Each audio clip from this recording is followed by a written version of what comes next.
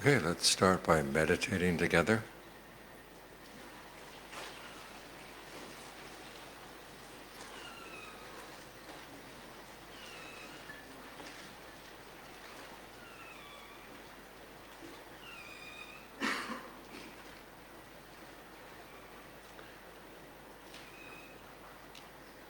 Okay, close your eyes.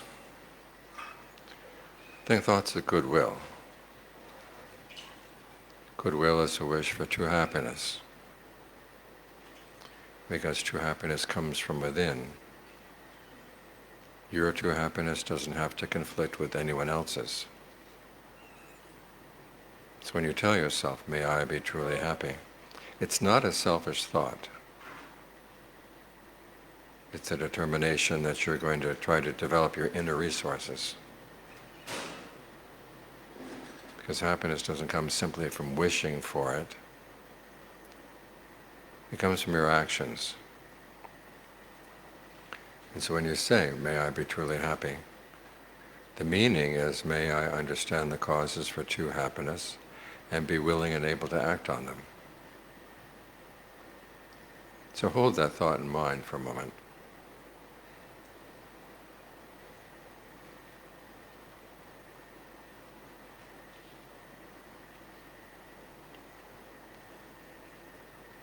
And then spread the same thought to others. Start with people who are close to your heart, your family, your very close friends. May they find true happiness too.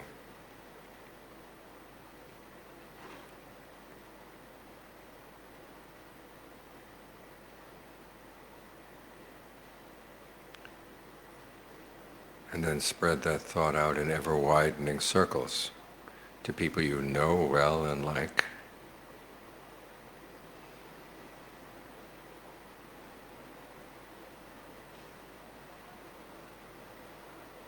To people you like, even though you don't know them so well.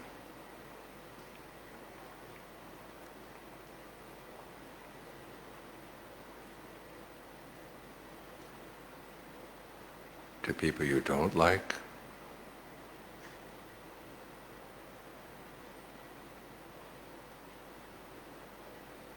Remember what this means for them as well. If they've been behaving in unskillful ways, you wish that they could see the error of their ways and act in ways that actually do lead to true happiness. And that's a thought you can have for anybody without hypocrisy.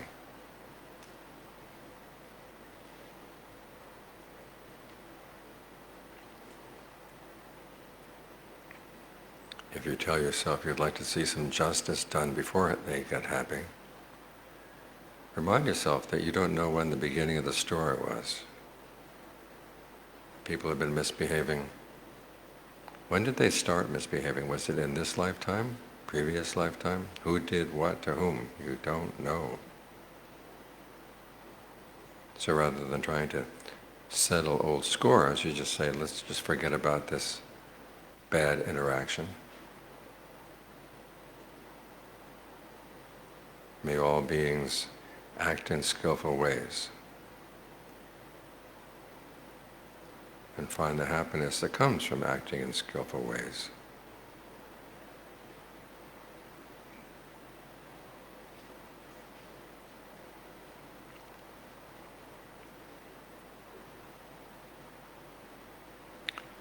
Spread thoughts of goodwill to people you don't even know.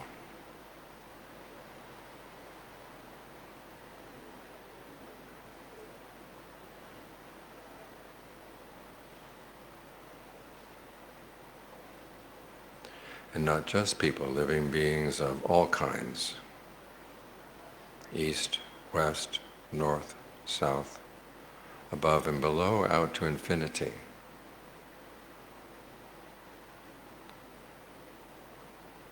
May we all find true happiness in our lives.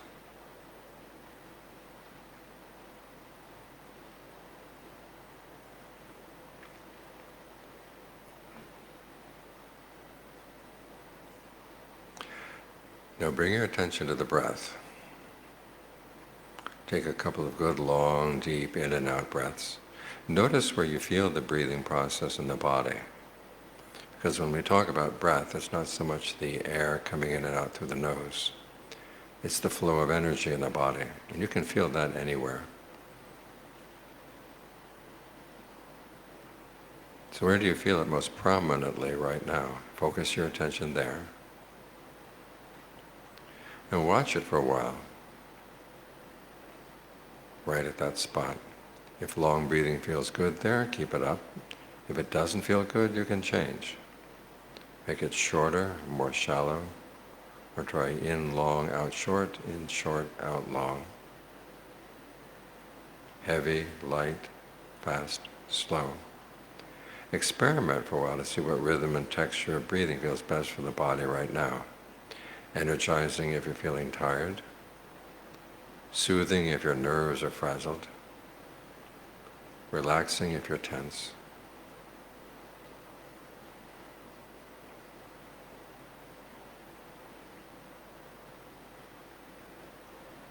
If you find that you've wandered off thinking about something else, just drop that thought and you'll be back at the breath.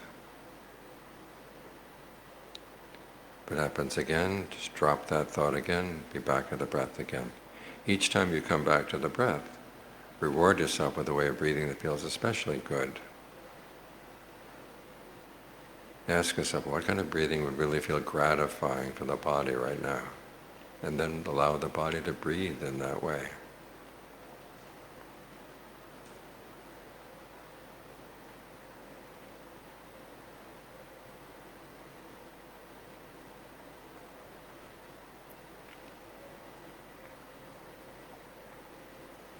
If there are any pains in the body, don't focus your attention there.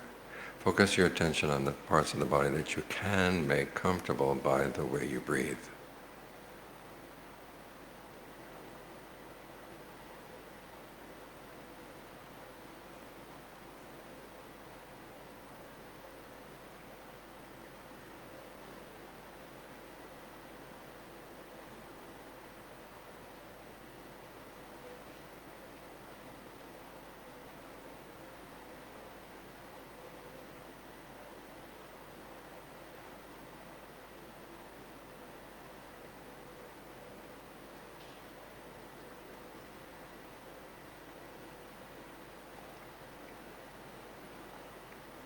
Now, sometimes there's a tendency as the breath gets comfortable that you forget about the breath and just focus on the sense of comfort and ease, in which case you lose the foundation for your concentration.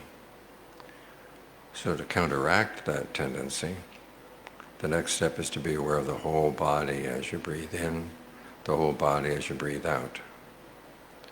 And a good way to build up to that whole body awareness is to go through the body first, section by section.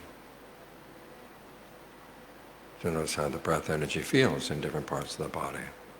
A good place to start is down around the navel, the center of the abdomen. Locate that part of the body in your awareness. Watch it for a while as you breathe in and breathe out, to see what rhythm of breathing feels good there.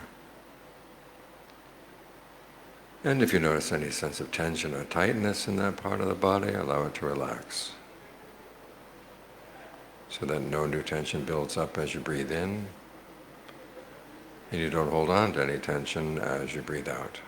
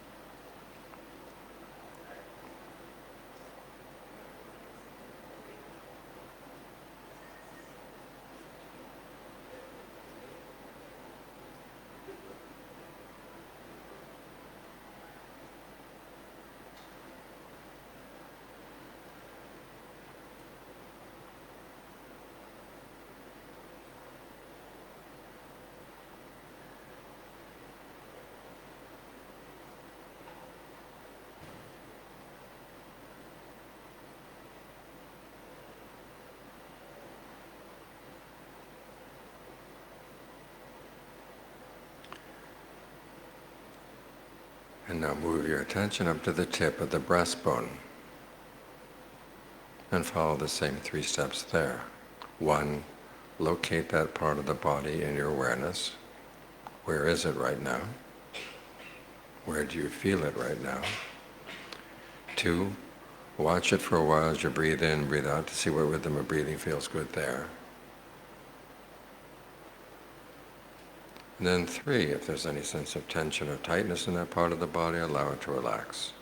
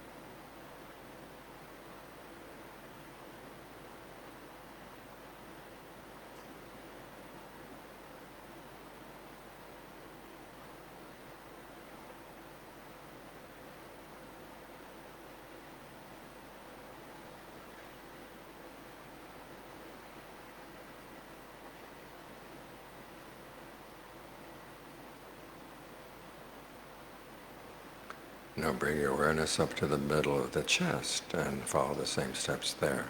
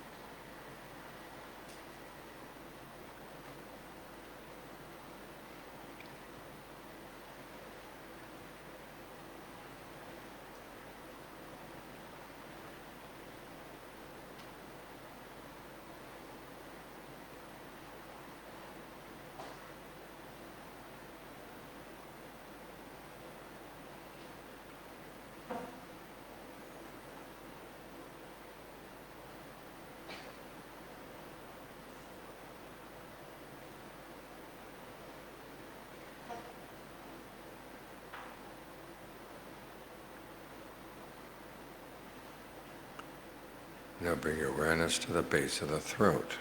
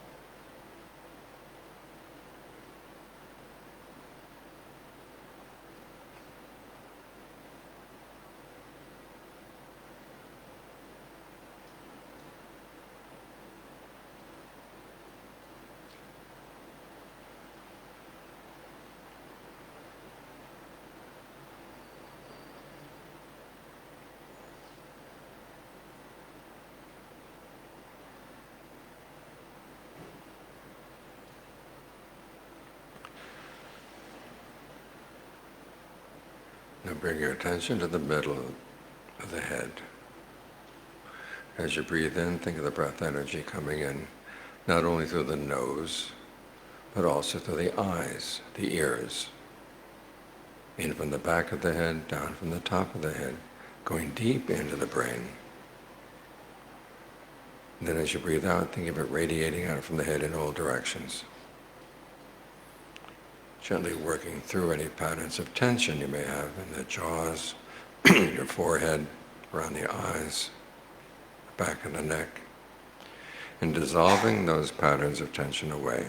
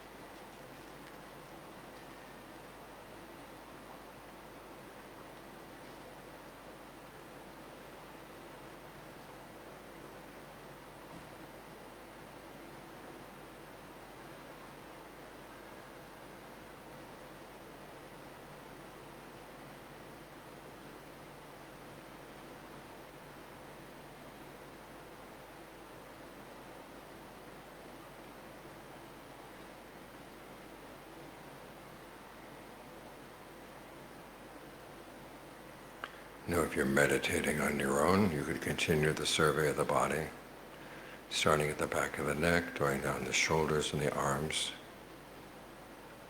starting at the back of the neck, going down the back, down the spine, and then out the legs to the tips of the toes. But for the time being, choose any one spot in the body that seems most congenial to be focused on. It feels most natural to be focused. Allow your attention to settle there, and then from that spot to spread out to fill the whole body. So you're aware of the whole body breathing in, the whole body breathing out.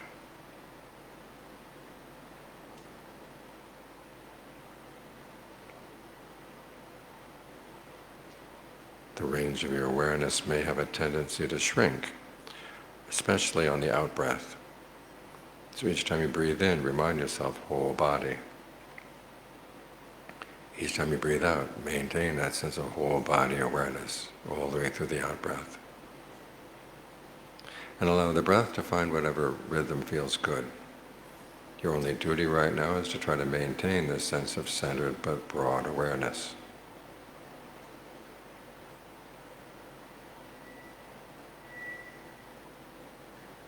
If you find that your focus gets blurry, you can go back to surveying the body section by section. Otherwise, try to maintain the sense of full body awareness. It's healing for the body and healing for the mind.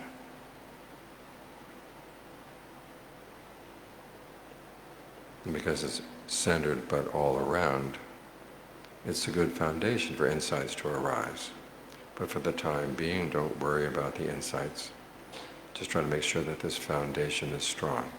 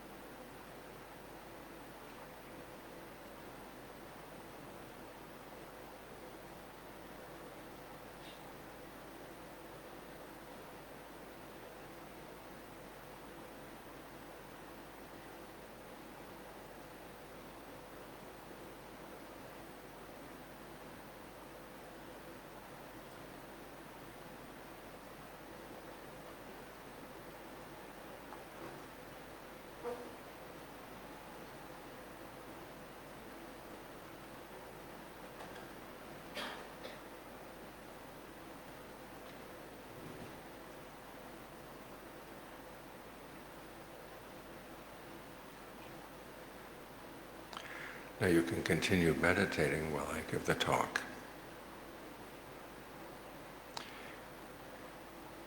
You may be familiar with the Buddha's explanation for right mindfulness or the establishing of mindfulness. The formula goes like this. You keep track of the body in and of itself, ardent, alert, mindful, putting aside greed and distress with reference to the world. Then you do the same with feelings in and of themselves, mind states in and of themselves, mental qualities in and of themselves. And if you've ever read Ajaan Lee's explanation of the establishing of mindfulness, you may notice that he focuses on an interesting spot. He focuses on those three qualities of ardent, alert, and mindful.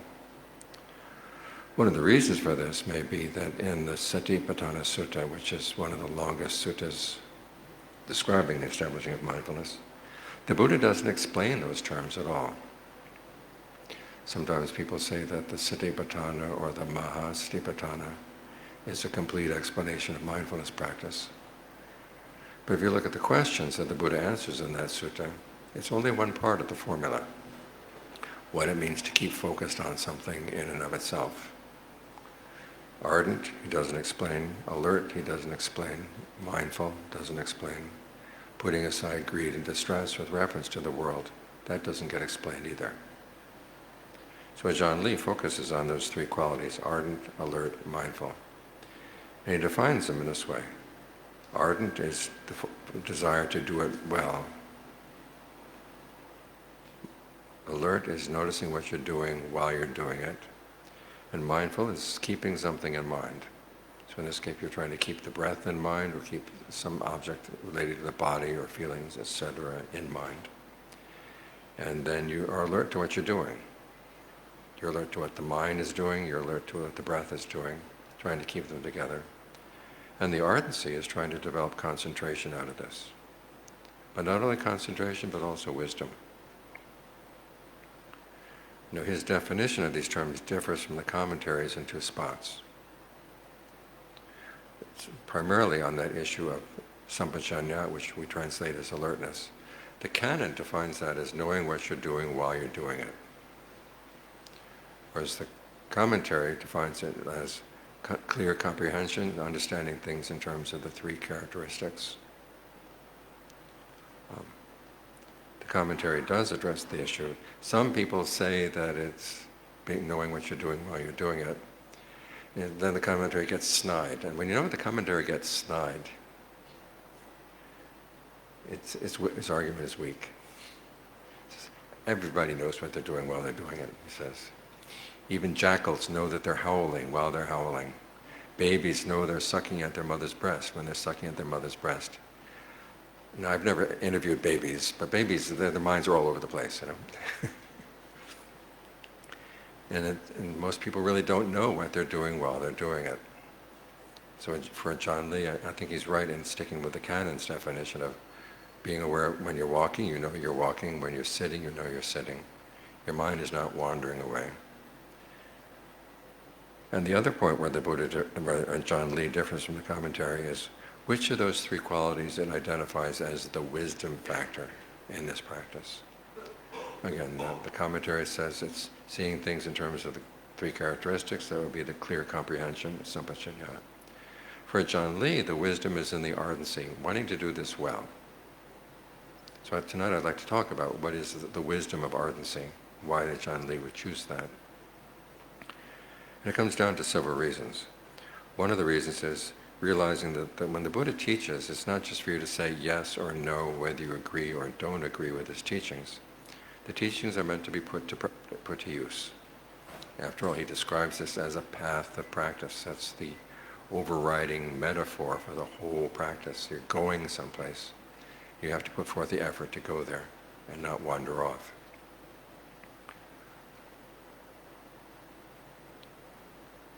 It's not a matter of just saying, well, this is when something arises, oh, it's like this.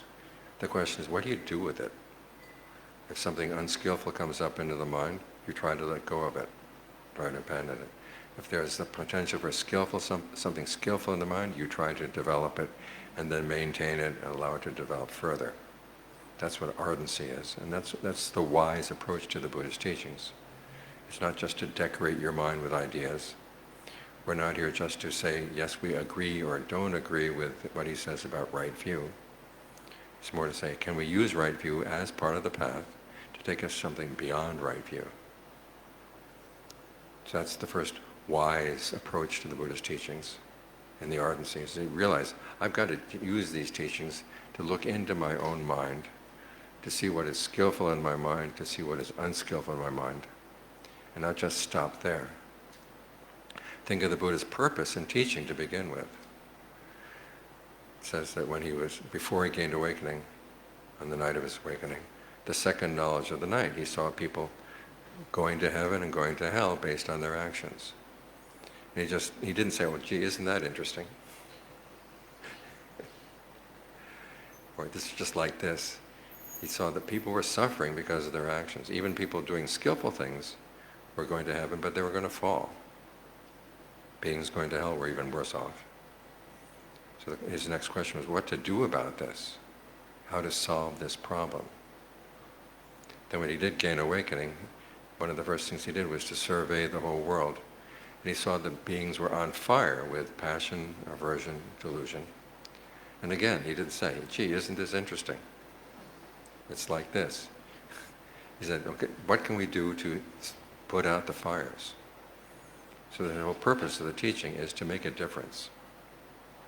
Sometimes we're told that the desire for things to be different is craving as a cause for suffering. But the Buddha made a distinction. There are skillful desires and there are unskillful desires. And the skillful desires are the ones in line with right effort. So seeing that is a wise approach to the practice. It's something meant to be used. It's something meant to train yourself in. And what are you going to train yourself in? What are you going to learn as you do this? You're going to learn a principle of cause and effect. I was in France a couple months ago, and I was interviewed by a journalist whose background was Tibetan Buddhism. And in Tibetan Buddhism, they talk a lot about how when you meditate, you see the true nature of things. And so he asked me the question, how does meditation lead you to see the true nature of things? And I said, it doesn't teach you to see how things as they are, it's to see how things function. And you do that by trying something and seeing what the results are, then changing what you're doing and seeing what the results are. This way you learn about cause and effect. Because remember, when the Buddha gave his shortest description of his awakening, it was a principle of cause and effect. When this is, that is. When this isn't, that isn't. From the rising of this comes the rising of that. From the cessation of this comes the cessation of that. How are you going to see that unless you actually do something and then check the results? This is the kind of thing you can learn in your meditation. I can meditate on this microphone, and I'm not going to learn anything about the true nature of the microphone. But I will learn, okay, if I'm attached to the microphone, why am I attached? And if I do different things with the microphone, what are the results? Which are the skillful things to do? Which are the unskillful things to do? This is the kind of thing you can learn from your meditation. Some people say they meditate and they see that there is no self. Well, what meditation experience would prove that? If you blank out, you just blanked out. It doesn't mean there's no self. Or if you see that something you identified with ceases, again, that doesn't mean there's no self. It just means that what you identified with couldn't be you, which is an important insight. So you're learning, when I do this, what are the results? If you don't do anything and just watch things pass by, which for a lot of people is what mindfulness means, it's like watching eggs coming down an assembly line. If you really want to understand eggs, you don't just watch them come down the line. So there's some white eggs, there are some brown eggs, there are some big eggs, there are some small eggs. That's all you learn. If you take the eggs off the assembly line and you try to steam the eggs or fry the eggs or make omelets or whatever, then you've learned more about the eggs through what you're doing with them. So in the course of this, you're learning about cause and effect by trying to make your mind into a souffle. In other words, you're trying to get the mind into concentration. Some people say that mindfulness practice is one thing, concentration practice is something else. The Buddha was not one of those people, though. He says the purpose of mindfulness is to get the mind into concentration. When you follow that, the establishing of mindfulness, there's one sutta passage where he says basically that you're getting into the first jhana, which is the first level of right concentration. And then you build on that. So you want to learn about the mind. You don't just watch things coming and going in the mind. You try to make the mind concentrated. Because it's when you make the mind concentrated like this, one, you're developing a skill. And this is one of the best ways of being sensitive to your actions, is trying to do something skillful and seeing what the results are. If the results are not good, you go back. You said, what did I do? What did I do wrong the first time? How can I change my actions to make them better? And as you work on this, you develop the skill. And at the same time, you're making your mind quiet so it can see itself more clearly. And you're doing this with a sense of that you're doing something good. This is one of the reasons why the Buddha doesn't start his teachings with mindfulness and concentration. He goes back to generosity and virtue. Because if you want to understand your mind, you want to see your mind in action, it's best that you do something good with it, something you know is good. If you're acting in ways that you know are unskillful, you pretend it's not happening. And then you're going to miss things in the mind. Things will get hidden in the mind. There'll be walls in the mind. So you start by being generous. You start by being virtuous. You go out of your way to help other people. You go out of your way to avoid doing harm. You feel good about yourself. Then it's good to sit down and meditate and watch your mind doing something good again, trying to calm down. And then in this way, it's easiest to see what's happening in the mind. So you're doing something good, you're getting the mind clear, you're getting the mind still. So you're creating the conditions in which you can watch your mind in action. And this is the second principle of what's wise about being ardent. You're trying to do something really good. You're going to see your mind a lot more clearly than if you just watch it do anything willy-nilly. The third thing that's wise about ardency is that as you're working on the path, you have to remember this is what the Buddha calls a middle path. He says it's between two extremes, self-torture and indulgence in sensuality. Now that's a wide range. How many of you have been engaged in self-torture? How many? You've engaged in a lot of sensuality, that's for sure. We all have. But self-torture, how far down the line is self-torture? And then where would be the right spot in between? The Buddha basically says, when your the amount of effort is just right, it's going to depend on two things. One is your strength. The second is what the problem is. Now, you're not going to know these things just by thinking about it in the abstract. And what is the middle point between these two things? Ajahn Mahabua says that for most of us, our idea of the middle point is right in the middle of the pillow. Whatever we think is comfortable, we say, don't push yourself too hard, just relax. That's in the middle of the pillow. In terms of your strength, you may know the story in the canon. There was a monk named Sona, and he was brought up so delicately, they actually had hair on the soles of his feet. So he decides to ordain. He's doing walking meditation, and his feet get bloody, and he gets discouraged. So he sits down and says, maybe I should disrobe. I can still make merit. And then the Buddha suddenly comes down from Vulture Peak and lands in front of him and says, were you thinking of disrobing? What would you do if you're sitting and meditating and thinking about something you should not be thinking about, and the Buddha suddenly appears in front of you? Were you thinking about this? Yes, sir. So Sona was honest enough to say yes. And then the Buddha says, back when you were young, were you skilled at playing the lute? Sona says, yes. When the string was too tight, how did it sound? didn't sound good. When the string was too loose, it didn't sound good. You have to tune the string so it's just right. And apparently the lute back in those days had 5 strings.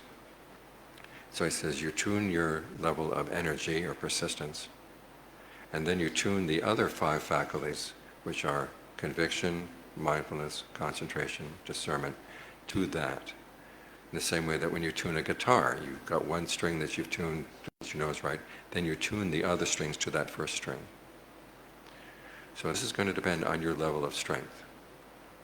Now this doesn't mean that if your level of strength is weak, your conviction should also be weak and then your mindfulness should be weak. It means you have to compensate. This is where the analogy breaks down. You come home from work, you're really tired, and part of you says, I should rest tonight. A bad meditation is useless, I might as well rest.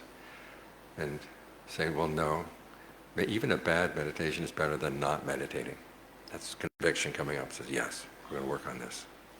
So you strengthen your conviction, you strengthen your mindfulness. But at the same time, you don't tell yourself, I will sit down, I will not get up until I have attained supreme awakening. You're going to make yourself miserable. You say, I will sit down and I'll get through the hour, but I'll try to make it through the however long you want to meditate. So that's one case where the right amount of effort is going to depend on your level of energy, your level of strength. The other issue is the problem you're facing. Now the Buddha says some causes of suffering will go away when you just look at them. They're things the mind has been engaging in. You know they're stupid, you're just pretending you don't notice. But if you really look at them, you say, yeah, that really is stupid, I'll stop it. It's like you stare at it and it runs away. There are other causes of suffering in the mind, though. You look at it and it stares right back. It's not going to go away easily. In a case like that, the Buddha says you have to fabricate an exertion. Now, tomorrow night we'll talk about fabrication and what the Buddha means by that. But the important point is you put in an effort. Now, how much effort is going to be required will depend on that particular problem. So it's not just, I'll do what feels comfortable for me. Sometimes you have to put in a lot more effort. Now, you're going to learn this only if you actually try. You can't learn this in the abstract. There's so many issues about what is just right in the practice that are going to depend on you're actually trying and then observing what works. The Buddha says the amount of sleep you need, the amount of food you should eat, that is going to depend on your trying to notice what has the best effect on my mind. This is where the wisdom of ardency comes in. We really try to notice when the extra bowl of noodle soup, the extra bowl of whatever, do I really need that? What will the effect be on my mind? You're not going to notice this until you really try to do what's good for the mind and good for the body. Get the mind together. So that's the third thing you're going to need to learn, or the third aspect of wisdom in ardency is learning what is just right. What precisely do you need to do? And finally, the fourth is that when you follow the path, you're going to have to learn how to be observant on your own. Not everything is laid out. There are passages in the canon where the Buddha seems deliberately to leave something out. Like he will say, how do you develop rapture? He says, there is a potential for rapture in the body. That's all he says.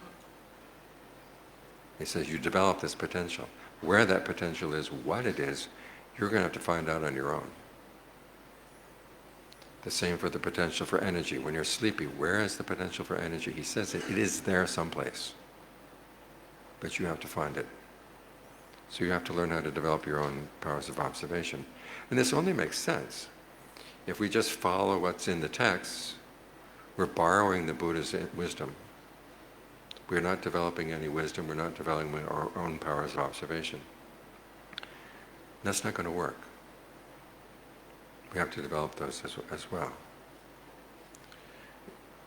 An analogy I can think of is if you've ever been to a national park. We talked about this morning. You get a map and it has the trails on the map. Now, if you follow the trail, will you only see the trail? No. You see what else there is to see around the trail. And there's a lot that the Buddha doesn't say about what you're going to see as you follow the path. It's going to depend on your powers of observation. Thinking about Ajaan Fuang, when we built the jetty, the spired monument at Wat Dhammasatit, the architect who designed it was a fan of Eero Saarinen, who's a Finnish architect, a modern architect. And when Ajaan Fuang saw the plans, he didn't like the plans, but when the building actually got developed, he actually liked the building a lot. And so a couple years later, he and I went to America, and we stopped off in where my father lived at the time, which was near Washington, D.C. Now, the airport in Washington, D.C. was designed by Eero Saarinen.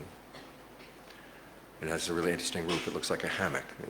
You've got lines of columns leading this way, and there's a hammock that stretches between the two of them. So I pointed out the roof to Ajaan Fuang, and he looked at it, and didn't seem interested. So I said, okay, no, big deal.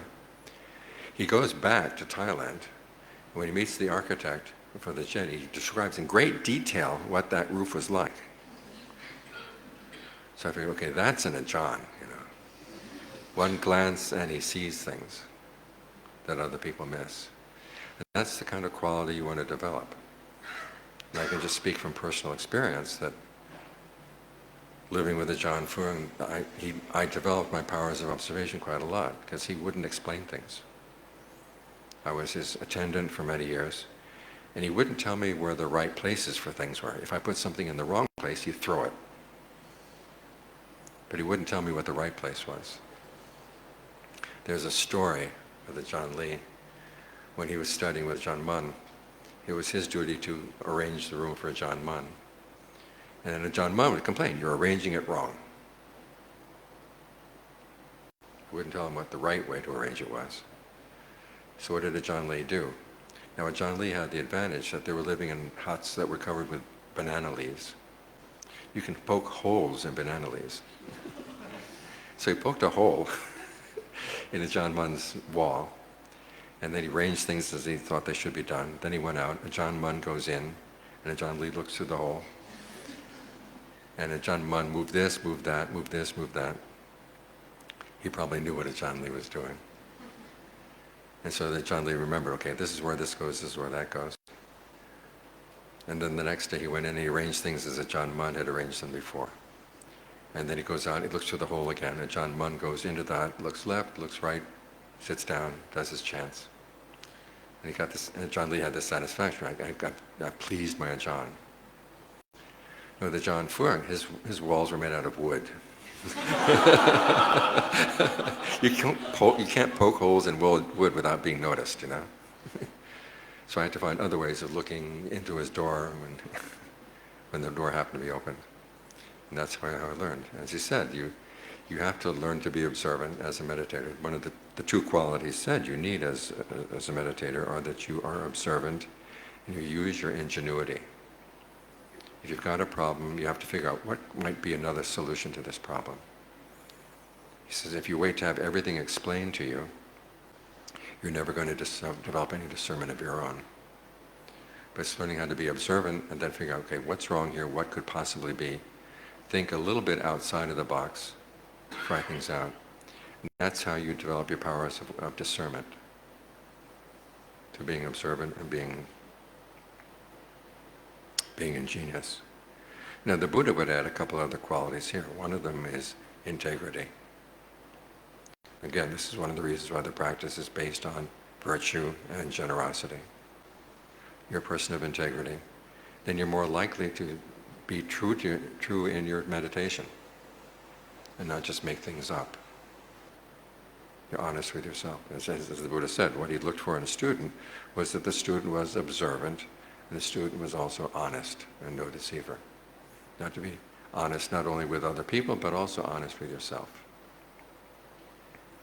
So it's this quality of integrity that's going to be important. Whereas as Ajaan Lee would put it, you have to be true if you want to know the truth. This is one of the reasons why the Dharma is so special. I mean, there are people who can read the books and can tell you about what's in the books, but to actually know what the real meaning or the real purpose of that is, you have to develop some integrity. So not everybody can know the Dharma. They can know about the Dharma, but not everyone can know the Dharma. This is one of the reasons why it's such a satisfying thing to practice, is you find yourself, you're becoming more and more a person of integrity as you do it. This is an important foundation for your discernment as well. So when John Lee is talking about how the wisdom is in your ardency, I think he's right. That you learn that the whole purpose of the teaching is for it to be put into use so that you can put out the fires in your mind. Learn how to be more skillful, learn how to be less inclined to go with your unskillful qualities. As the Buddha said, one of the signs of discernment is if there's something you know is going to give good results but you don't like doing it. He says your wisdom lies in how you can talk yourself into wanting to do it. That's a measure of your wisdom. Things that you like to do but will give bad results. Again, if you can talk yourself out of doing that, wanting not, you get so that you actually don't want to do it, that's a sign of your discernment. Now, if the things that you like to do give good results, don't like to do give bad results, those are no-brainers. It's when you have to fight against your likes to do what you know is actually good for yourself. That's the sign of true discernment. That's the first aspect. The second aspect is that you're going to learn about cause and effect. Because after all, the Buddhist teachings, it's a path that leads to a fruit. And that's what's the important thing to know. The Buddha's not asking you just to, do you agree with right view or do you not agree with right view? The question is, how do you use right view in conjunction with the rest of the factors of the path to actually get to something that lies beyond right view, which would be unlimited happiness, the happiness of the deathless. The third quality is that you get a sense of what is just right about the middle way. It's like sailing. If you put your hand on the rudder, you have to get a sense of what is just right in order to get the boat to go where you want it to go. If you pull too hard in one direction, the boat capsizes. If you pull hard in the other direction, it goes off the path. And that can come only by actually doing it. Then finally, the fourth quality is that you start looking around as you follow the path. Because you've got, say when the Buddha says you focus on the breath, you not only have the breath there, but you also have feelings of pleasure and pain. You have mind states that are either with the breath or not with the breath. And you have the different dhammas, you have the different hindrances or the different factors for awakening. Those are all right there around the breath. So it's not that you just look at the breath, but as you look around the breath, you begin to see, okay, this is how this way of breathing relates to feelings. This is how it relates to my mind states. This is how I can use different qualities of mind like the hindrance, like the factors for awakening. It's all right there. The question is, are you going to look around? And you're going to be observant and seeing that things out of the corner of your eye that the Buddha didn't tell you about, but they're no less true because they're not in the text. They're actually going to be insights into your own mind. Because think about this, the Buddha set forth a teaching that was going to last for 5,000 years. It had to be applicable to people in general. So he's putting out the basic principles. He wants you to use these basic principles, but they're for your mind. Now your mind is different from your mind, is different from your mind, is different from your mind. There are certain things we have in common, but there are other things we have that are different. And you're going to learn, you have to learn the differences, what applies specifically to your mind. That's going to require that you learn to look around. So these are the ways in which ardency is the wisdom faculty in mindfulness practice. You develop this based on your powers of observation, you develop based on your ingenuity, and on your integrity. You can make yourself a person of integrity. You're going to learn a lot more. So those are the thoughts I wanted to share with you tonight. Do you have any questions you want to share with me? Thank you, Ajahn, for the teaching. Let's all rejoice together for the Dhamma. Handamayam Dhamma Kataya Sadhu Karanda Dhamma Se Sadhu Sadhu Sadhu Anumodami. We haven't finished with the Dhamma. Yeah, we'll sadhu again after the Q&A. Sadhu again after the Q&A. Yes, for sure. That depends on the quality of the A, yeah. If anyone has questions, I can pass the mic.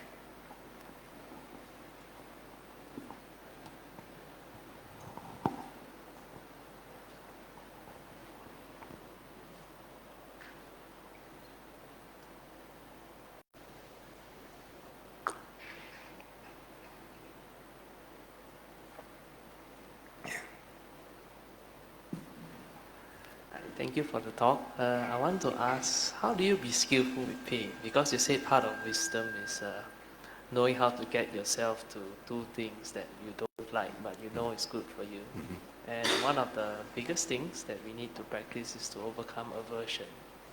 So, may I ask how that is done? Specifically to pain or aversion? Yeah, pain. So, sitting for long periods is one common thing. So, I was just wondering, using this as an example, maybe you can explain further. Okay, well, the first thing you have to realize is that the pain does not have any bad intentions toward you. But, okay, what's interesting is the Buddha said that pain is one of the things you have to accept. But he also, when you have to accept things, he will tell you usually how you don't have to suffer from them. But with pain, he doesn't tell you much.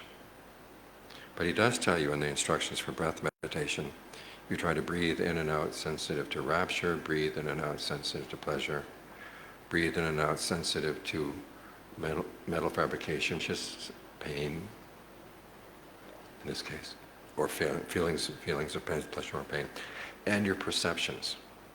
And then you try to calm the effect that it has on the mind. So when you're dealing with pain, the first thing you have to tell yourself is, the purpose is not to make the pain go away. The purpose is to make sure the pain does not invade my mind and stay. So there are going to be several steps. The first steps, Ajahn Lee is really good at explaining. He says, suppose there's a pain in your knee. Don't focus on the knee to begin with. Start out by focusing on parts of the body that you can make pleasant by the way you breathe. And then once those parts of the body feel really, really good, then you can think of the good breath energy in this part of the body going down through the knee. Don't stop at the knee, go through the knee. Because sometimes there's this sense there's a wall around the pain, and if the breath stops at the wall, it's not going to do anything. So you tell yourself, the breath can go through.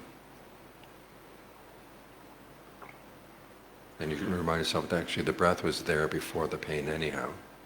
So it can actually go through. And sometimes that will actually relieve a lot of the pain. But it also gets you so that you're not so much afraid of the pain anymore. You have a tool to use with it. So you're starting with sensitive to rapture, sensitive to pleasure, and you're beginning to deal with your perception around the pain. Then Ajahn Mahabua would have you focus directly on the pain itself and say, what perceptions do I have around this pain? Do I perceive it that it means me, it's out to get me? Well, remind yourself it doesn't have any intention. Do I perceive the pain as being the same thing as my knee? And if you do, you have to remind yourself that the knee is made up, as you experience it, is made up of sensations of earth, water, wind, fire, solidity, liquidity, coolness, energy, warmth. The pain is none of those things.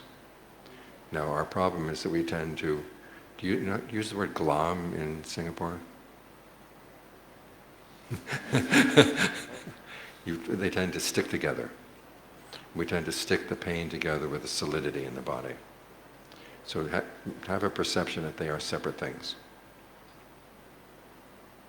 The knee is there, but the pain doesn't have to be there. It's not the same thing as the knee. And now there's the question of, do we have to locate the pain? Now when you're walking along and suddenly there's a pain right in your stomach, you want to locate where the pain is so you can go tell the doctor. Now when you're sitting and meditating, do you have to tell anybody where the pain is? So ask yourself, this perception that the pain is located right there, can I let go of that perception? Or another way of getting at it is to ask yourself, where is the sharpest point of the pain? And follow that.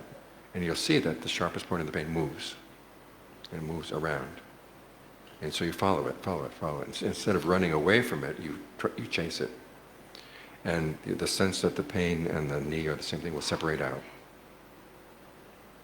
Or sometimes the pain will actually disappear here and go into your heart and disappear. Because you're not afraid of it. So those are some of the ways of dealing with pain. One other perception is, the question is the pain a solid block of pain or is it individual moments? If you can see it as individual moments coming and going, that loosens things up a bit. And then the next question is, when those moments come, are they coming at you or are they going away? Because they're so quick that as soon as they arise, they're going away. I learned this lesson here in Singapore. Tun King took me to a doctor one time, Chinese doctor, for my back. And the doctor had me lie down on my stomach and he started rubbing oil into my back. At first it felt kind of nice. And they rubbed harder and harder and harder. And the skin got raw. And then he came out with these bamboo whisks. You've seen them, right? Yes, up and down my back. And my first thought was, what karma have I done? And I realized he was not going to stop. And I don't know if you have the same problem that I do, but being a Westerner in Thailand and being a Westerner here in Asia, I know that Westerners are regarded as being weak. So I have to prove that I'm not weak, right? So, okay, whatever he's going to do, I'm going to stick with it. And then I realized, and I said, wait a minute, as soon as the pain comes, it's going away. So I held that perception in mind. It's going away, going away. It's like sitting in the back of a car where you have the seat facing backwards and the car is running down the road. As soon as something comes into your range of vision, it's going away. So if you hold that perception in mind, it's a lot easier to deal with the pain. And the other question, of course, is the part of the mind that says, if I sit here longer, my legs are going to fall off, or I will permanently damage my legs. And I can tell you many Phra Ajaans have sat through pain and they haven't damaged their legs. If you do have an injury, you have to be careful about your knees and your ankles, but otherwise, you'll probably survive. So, that was the second Dhamma talk for the night. Thank you, Bhante. Any other questions?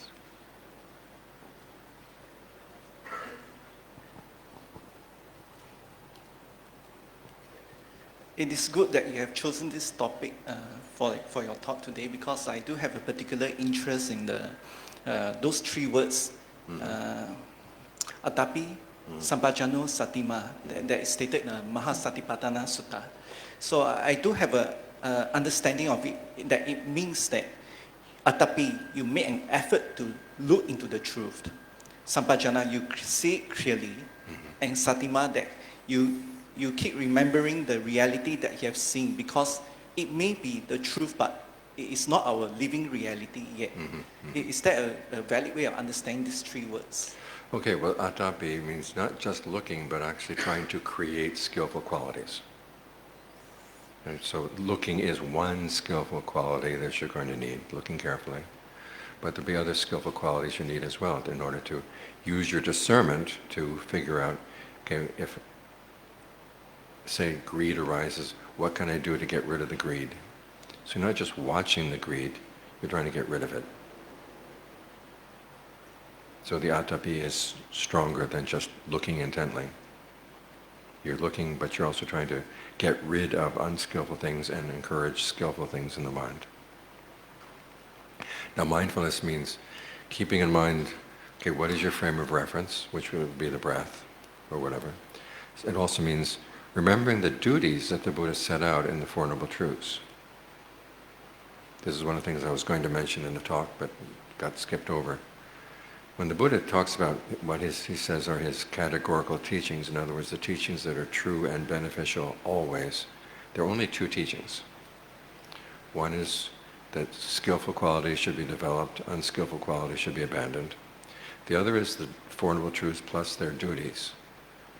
Suffering is to be comprehended, its cause is to be abandoned, the cessation is to be realized, and the path is to be developed. Now these are all truths that have duties.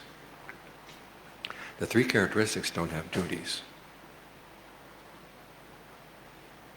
You say something is impermanent or something is stressful. There are all kinds of different things you could do with that. But in the context of the Four Noble Truths, then you apply that and say, okay, if this something is stressful, I've got to comprehend it. If it's causing stress, I've got to abandon it. So you keep those duties in mind as well. So you're not just trying to affirm that, yes, the Buddha was right about these things. Because as I said, the Buddha may have been right about that map on the trail, but there's a lot more around the trail, which you're going to have to learn on your own.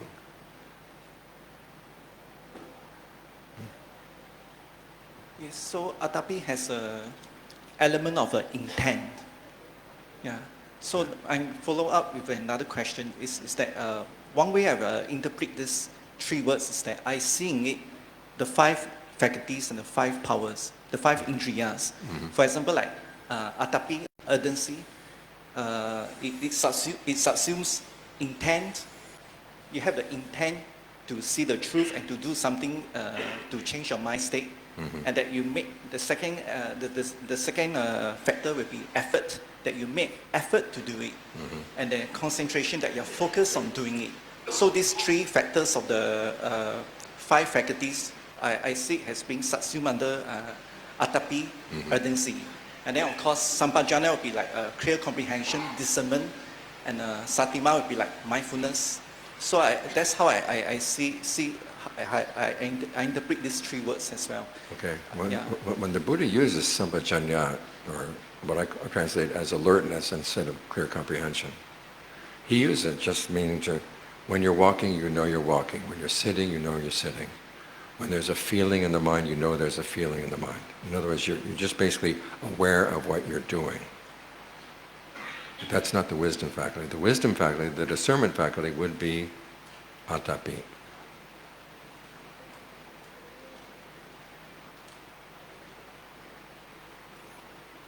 This is where John Lee's interpretation is different from the commentaries.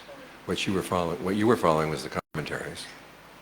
I think John Lee is closer to the canon, what he's saying.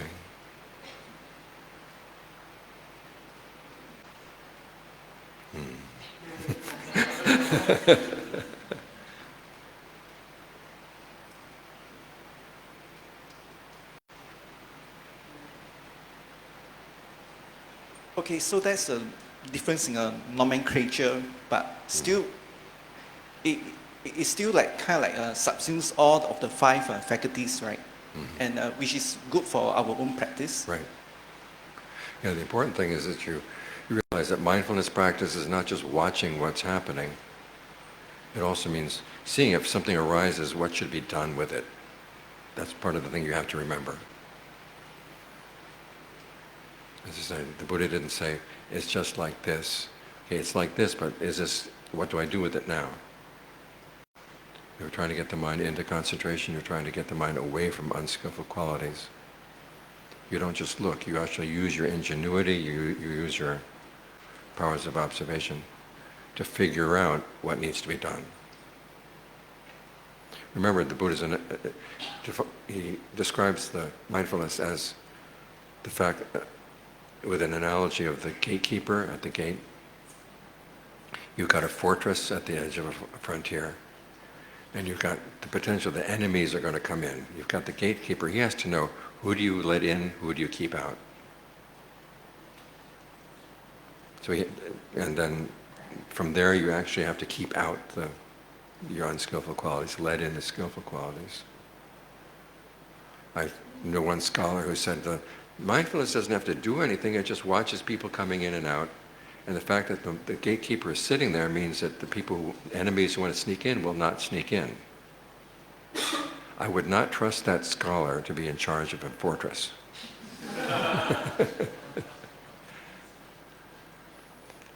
In Singapore, the Singapore government is not cheap like the American government. In America, they have what are called mannequin policemen, where they can't afford to have a real policeman, so they take a mannequin, dress it up with a police uniform, and stick it in a car by the side of the road. Now, the first time you drive down that road, you see the mannequin policeman, you think it's a policeman, you slow down. But then you look in the car and say, wait a minute, that's not a real policeman. And then from that point on, the mannequin policeman has no meaning. So in the same way, mindfulness has to decide, who do you keep out, who do you let in?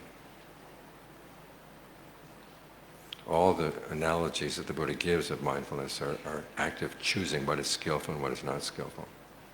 So you're not just looking, you're also interfering.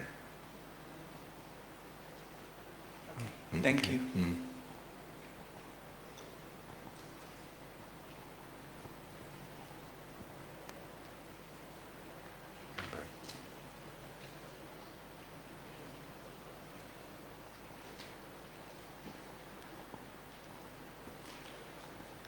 Good evening, Ajahn. I have a simple question. You mentioned that suffering need requires to be comprehended.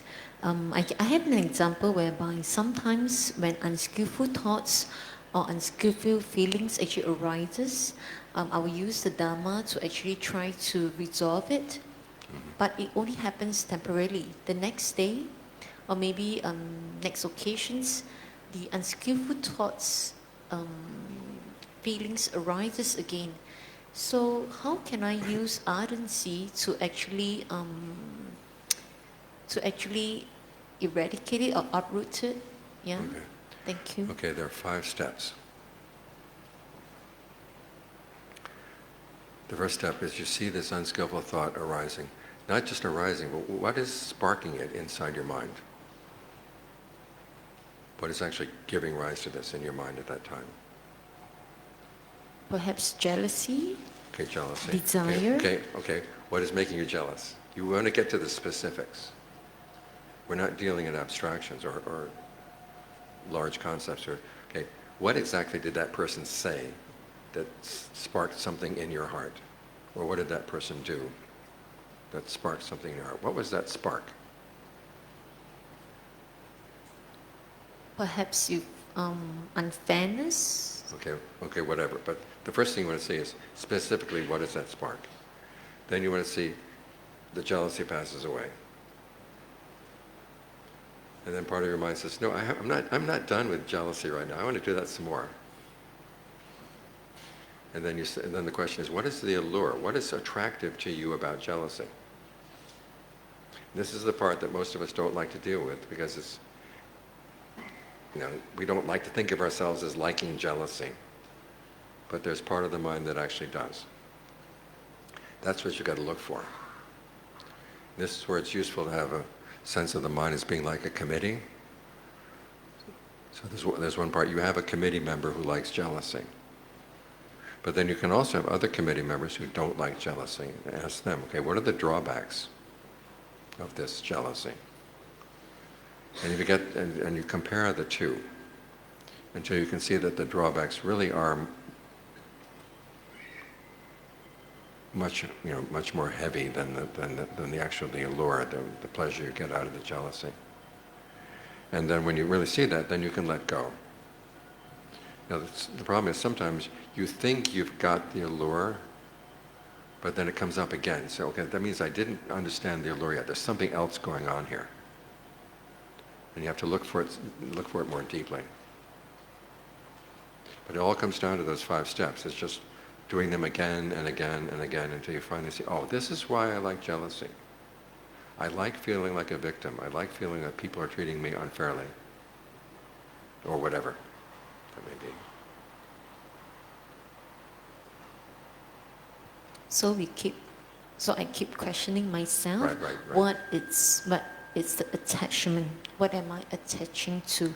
What is the characteristics that makes it so attracted to it? Right. And try to, by doing that raise the awareness, and I will be able to let go of it. Right. Until you finally see, I really don't want to identify with this. That until you get to the point, I don't want to identify with this anymore. I don't want this committee member anymore. This committee member has lost its appeal.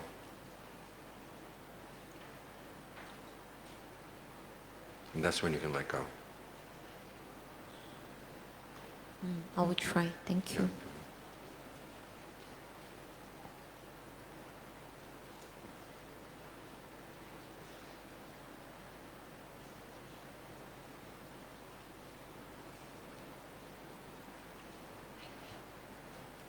Nice to see you, Ajahn. Can I ask you this question about from mindfulness to concentration? Could you help me? Okay. Thank you. Okay, basically, with mindfulness practice, you've got two activities that you're doing. One is just keep focused on, say, the breath, the body in and of itself. And the other activity is putting aside greed and distress with reference to the world. Now, that's basically a description of how you get the mind to settle down in concentration. You've got one topic you're focusing on, and as for anything else, you just let it go, let it go, let it go. And then you're using those three qualities of, ardent, alert, mindful, to be ardent in letting go of these other distractions, and also being ardent in saying, I really do want to stick with the breath. Maintain that frame of reference. You're alert to what you're doing, you're mindful, and that gets the mind into concentration. Sounds simple, but probably difficult. It has been difficult But for me. that's the general outline. Now there's another spot where the Buddha describes that in terms of the 7 factors for awakening. You start out with mindfulness, and then whatever comes up, you analyze it. Is this skillful or unskillful? If it's unskillful, the next step is to be persistent in getting rid of what's unskillful, developing what is skillful, until finally you feel a sense of energy that comes from that. Then the energy becomes the basis for the mind to calm down, and then you get into concentration. Two maps, but they're pretty much the same sort of thing. But it's just 2 different ways of understanding the process. Could I just share an experience long time ago? It was very quick because I'm not a meditator, and that was many years ago. Then what came through was just arrows. I was just seeing arrows, and I was thinking, what is this? Because I've never experienced that. Is that something like mind is concentrating? Okay, when the mind gets down with one topic and it's very focused, that's concentration. You just stay with your topic.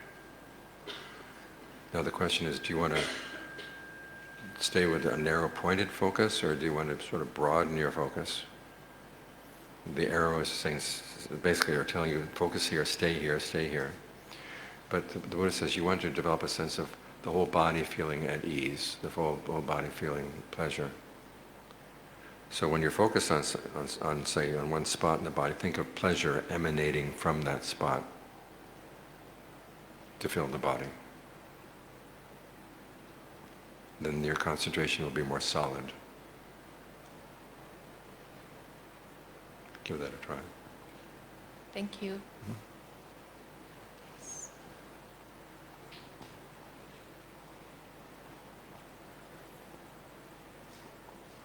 Good evening, Ajahn. Further about the whole body pleasure sensation. If we aim for it during the meditation, and over a period of time, might we develop clinging to that? Of course. Would that be a hindrance No. in itself? Hold on to good things. It's okay. It's okay. I mean, there are 4 types of clinging. There's clinging to sensuality, clinging to habits and practices, clinging to views, clinging to a sense of self. Now, of those 4, the Buddha actually has you use 3 on the path. You cling to right view, while you're on the path. You cling to habits and practice, the practice of concentration. You hold on to a sense of self that is healthy, in other words, that I am capable of doing this, I will benefit from doing this, I'm the one who's responsible for doing this. You hold on to those things as you, like, the image of the raft going across the river. We know that as you get to the other side of the river, you let go of the raft. Don't let go of the raft before you get to the other side of the river. 1. 2, what is the raft made of? It's made of the tree branches and vines and things on this side of the river. So you're going to be using form, feeling, perceptions, thought constructs, consciousness to make the raft. You hold on to those with the 3 kinds of skillful clinging. You get to the other side, then you let go. Makes sense. Thank you, Ajahn. Mm-hmm.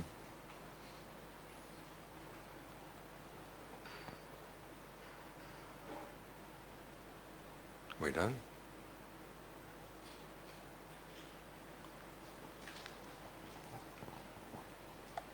Good evening, Ajahn. I have a question.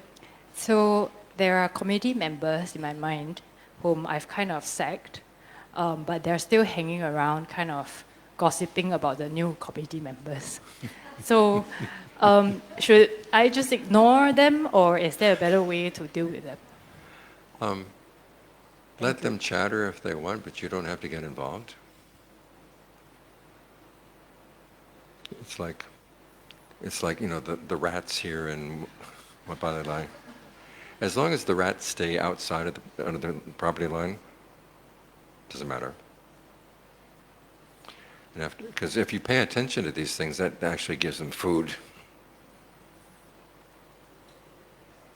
Or another analogy I can give you, if a dog comes to you and wants food, if you give it some food, it'll come back. If you don't give it any food, it'll whine for a while and make noise. But then if you say, I'm sorry, no food, eventually it gets the message and goes away. So don't be surprised that they're still gossiping, but that was their nature to begin with anyhow, right? Thank you. Mm-hmm.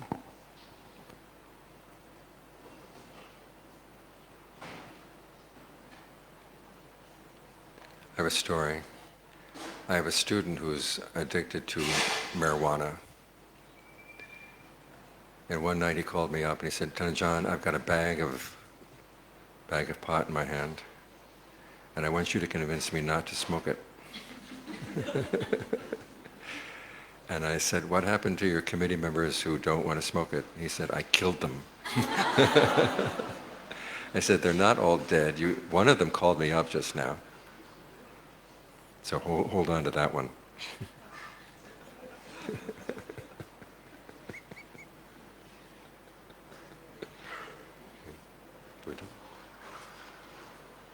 Thank you, Thana Ajahn, for your guidance and teaching. Let us now rejoice again by saying sadhu 3 times. Sadhu, sadhu, sadhu.